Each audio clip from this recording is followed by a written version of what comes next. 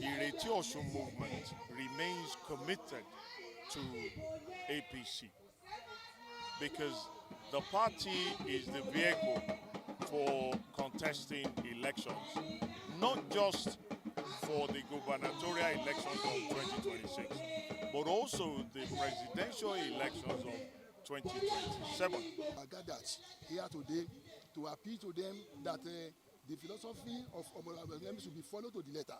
And what is the philosophy? They believe in unity of purpose.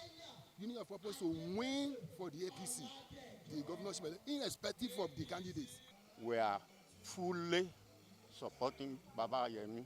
Wherever he directs us, we will go. And he has directed that we should give full support to APC, and nobody has gone against his directive. Based on his record, you could see the previous offices he has handled.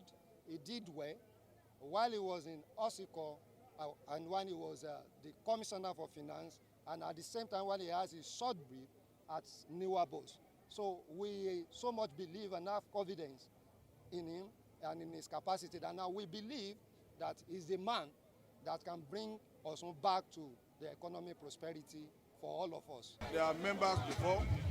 We should adopt them from the unit, from the ward, and we should not discourage them.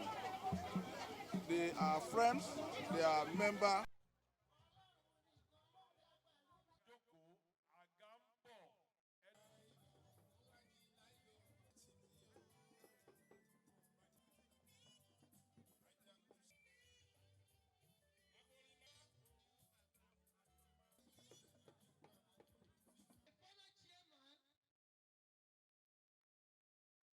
إياك نعبد وإياك نستعين